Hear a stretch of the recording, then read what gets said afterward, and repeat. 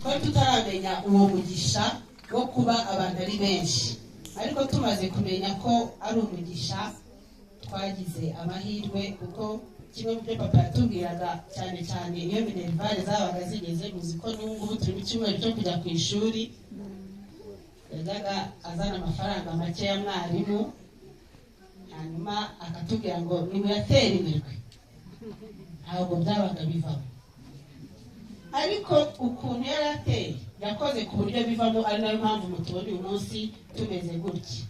Reka rero mvuge ku kintu kijyanye n'uburyo papa twabanye. Ngewe umwana mukuru wabo, naravutse nk'abandi bana bakuru, ndateteshwa, bampa izina ryiza, abantu bararizi byamamare. iryo zina ndaryishimira ku buryo mu bantu bafite imyaka irenga 40 ukaba witwa Munezero, ni ibintu bitangaje. Harimo abajyaga batubaza ngo twarahinduje, twavuga ngo twebwe baduhaye amazina meza, kandi izina nirigize gute, irikujije.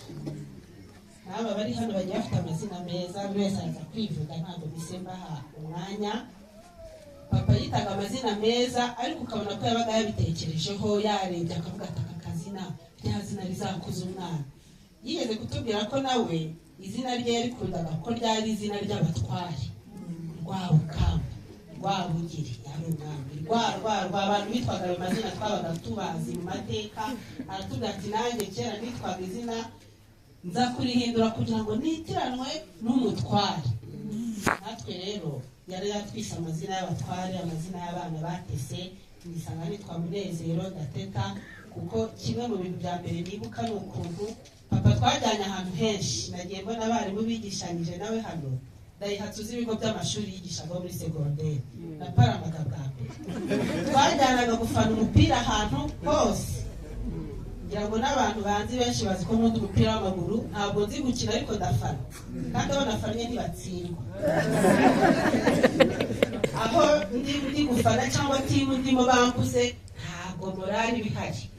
Icyo gihe rero papa yaranjyanaga mu banyeshuri ba segonderi, ndakana gatoya, ntabyishimira. Nageze ahantu hatandukanye ngiye gufana najyanye na papa. Icya kabiri, papa yari umuntu ukugirira icyizere akabikwereka.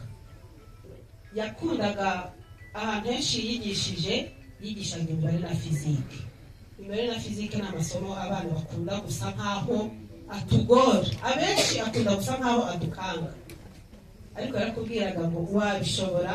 Ndibuka ko yigisha muri segonderi Save, hari abana b'abanyeshuri twayaga duhura, kandi igihe ndi gatoya bakavuga dore kakana se batubwira ikibazo cyane nanye ngo yahabwiraga ngo cette équation très facile comme ça, ma fille médiatrice peut résoudre ça facilement.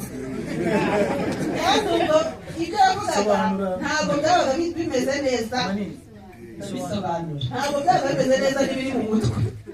Ibiri mu mutwe byabaga ari bikeya, amahurizo atinjiramo gakwirwemo, imibare ikazamo ibihekane. Ariko yabaga babwiye ngo iyi mibare yoroshye gutya, umukobwa wanjye Munezero yayikora vuba vuba mu buryo bworoshye.